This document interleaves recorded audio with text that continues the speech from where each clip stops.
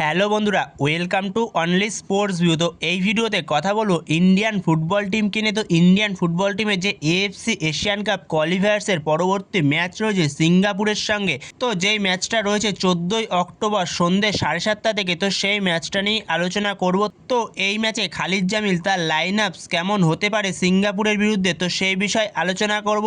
এবং এর পাশাপাশি এই ম্যাচটি লাইভ টেলিকাস্ট কোথায় দেখতে পারবে তোমরা, তো সেই বিষয়ে আলোচনা করে নেব। তো ভিডিওটি সবাই শেষ পর্যন্ত দেখতে থাকো, আর চ্যানেলে নতুন হয়ে থাকলে চ্যানেলটি সাবস্ক্রাইব করে পাশে থাকা বেল আইকনটি অন করে পাশে থেকো। যেখানে আগামী 14ই অক্টোবর সন্ধ্যে 7:30 থেকে ইন্ডিয়া ভার্সেস সিঙ্গাপুর পরবর্তী ম্যাচে মুখোমুখি হতে চলেছে। যেখানে আগের দিনের ম্যাচটা ইন্ডিয়া আর সিঙ্গাপুর দুজনেই ড্র করেছে 1-1 গোলে। যেখানে এই ম্যাচটা ইন্ডিয়ান টিমের কাছে খুবই গুরুত্বপূর্ণ একটা ম্যাচ হতে চলেছে, ডু অর ডাই ম্যাচ পুরোপুরি এটা। এরপরে প্রত্যেকটা ম্যাচে ইন্ডিয়ান টিমের কাছে ডু অর ডাই ম্যাচ হতে চলেছে। যে তিনটে ম্যাচ পড়ে রয়েছে এএফসি এশিয়ান কাপ কোয়ালিফায়ার্সের, তো সেখানে তিনটে ম্যাচই খুব গুরুত্বপূর্ণ ম্যাচ ইন্ডিয়ান টিমের জন্য। তিনটে ম্যাচে জিততে হবে যদি এএফসি এশিয়ান কাপে কোয়ালিফাই করতে হয় ইন্ডিয়ান টিমকে, না হলে খুবই চাপের হয়ে যাবে। যেখানে ইন্ডিয়ান টিম তিনটে ম্যাচ খেলেছে, তিনটে ম্যাচের মধ্যে দুটো ম্যাচ ড্র করেছে আর একটা ম্যাচ হেরে গেছে। তো সেখানে এই সিঙ্গাপুর ম্যাচটাকে প্রথম জিততেই হবে ইন্ডিয়াকে। যেখানে আগের দিন সিঙ্গাপুরের সঙ্গে ইন্ডিয়ান টিম কোনো মতে ম্যাচটা ড্র করে ফিরেছে শেষ মুহূর্তে 1-1 গোলে। তো সেখানে এই ম্যাচটা সিঙ্গাপুরের সঙ্গে নিজেদের ঘরের মাঠে ম্যাচ ইন্ডিয়ার, তো এই ম্যাচটা অবশ্যই ইন্ডিয়ান টিমকে জিততে হবে, জেতা ছাড়া কোনো বিকল্প নেই। তো সেখানে যে তিনটে ম্যাচ পড়ে রয়েছে, তো তিনটে ম্যাচই ইন্ডিয়াকে এখন জিততে হবে।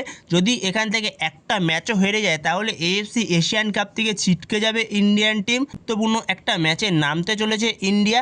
তো সেখানে ইন্ডিয়ান টিমের জন্য কীরকম লাইন আপস হতে পারে এই ম্যাচে, খালিদ জামিল কীরকম লাইন আপস নিয়ে যেতে পারে, তো সেই বিষয়ে যদি আলোচনা করা যায়, তো পরবর্তী সময় এই টিমটার মধ্যে আরও দুজন প্লেয়ার যোগ দিয়েছে এই সিঙ্গাপুর ম্যাচের আগে। যেখানে মোহনবাগান টিম থেকে সুভাশিস বোস আর আপুইয়া যোগ দিয়েছে। তো সেখানে খালিদ জামিল সে 4-2-3-1 ফরমেশনে যেতে পারে। যেখানে গোলকিপারে স্টার্ট করবে গুরপ্রীত সিং সান্ধু, আর চারজন ডিফেন্সের মধ্যে লেফট ব্যাক স্টার্ট করবে মোহাম্মদ উবেশ, আর রাইট ব্যাক স্টার্ট করবে রাহুল বেকে। আর সেখানে মেন দুজন সেন্টার ব্যাক হবে, একজন আনোয়ার আলী, আরেকজন হতো সন্দেশ জিঙ্গান। কিন্তু সন্দেশ জিঙ্গান যেহেতু সে আগের দিন রেড কার্ড দেখেছে, তো সেই কারণে সে এই ম্যাচে তো অ্যাভেলেবেল থাকতে পারবে না। কারণ এই সন্দেশ জিঙ্গানের জায়গাটায় সুভাশিস বোসকে ভরসা করতে পারে খালিদ জামিল, কারণ সুভাশিস বোস সে লেফট ব্যাকের পাশাপাশি সেন্টার ব্যাকেও খেলতে পারে।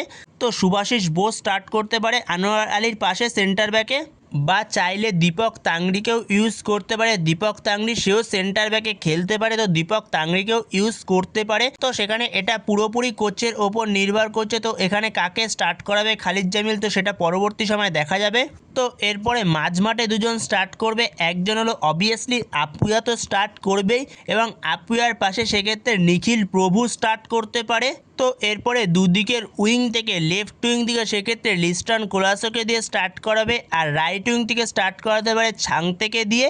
তো সেখানে লেফট উইংয়ের জায়গাটায় যদি কোচ চায় তো সেক্ষেত্রে বিক্রম প্রতাপ সিংকেও স্টার্ট করাতে পারে।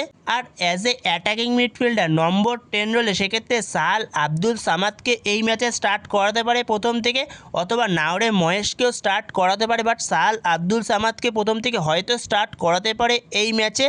আর সেক্ষেত্রে ওপরে একজন স্ট্রাইকার সুনীল ছেত্রীকে স্টার্ট করাবে। পরবর্তী সময় হয়তো রহিম আলীকে নিয়ে আসবে সুনীল ছেত্রীর জায়গাতে, তো সুনীল ছেত্রীকে ফার্স্ট চয়েস স্টার্ট করাবে। তো আই থিঙ্ক এরকম লাইন আপস নিয়ে যেতে চলেছে খালিদ জামিল সিঙ্গাপুরের বিরুদ্ধে এই সেকেন্ড ম্যাচে। তো তোমাদের মতে যদি লাইন আপসে কোনো চেঞ্জ হয়ে থাকে তো অবশ্যই এ বিষয়ে কমেন্ট বক্সে জানিও। তো এরপরে যদি আলোচনা করা যায় এই এএফসি এশিয়ান কাপ কোয়ালিফায়ার্সের এই ইন্ডিয়া ভার্সেস সিঙ্গাপুরের এই সেকেন্ড ম্যাচটি কোথায় লাইভ টেলিকাস্ট দেখানো হবে, তো সেখানে এই ম্যাচটি লাইভ টেলিকাস্ট দেখানো হবে টিভিতে, স্টার স্পোর্টসে দেখতে পারবে, আর মোবাইলের মাধ্যমে জিও হটস্টারে দেখতে পারবে। তো এইভাবেই দেখানো হবে এই ম্যাচটির লাইভ টেলিকাস্ট, যেখানে টিভিতে দেখতে পারবে স্টার স্পোর্টস চ্যানেলে, আর মোবাইলের মাধ্যমে দেখতে হলে জিও হটস্টারে দেখতে পারবে। তো সেখানে এই ছিল লাইভ টেলিকাস্টের আপডেট। তো বন্ধুরা এই ভিডিওতে এই পর্যন্তই। তো এই ভিডিওতে এই আপডেটগুলো নিয়ে আলোচনা করার ছিল। তো ভিডিওটি ভালো লেগে থাকলে অবশ্যই লাইক শেয়ার সাবস্ক্রাইব করতে ভুলো না। তো নেক্সট ভিডিওতে দেখা হচ্ছে, ততক্ষণের জন্য বাই বাই।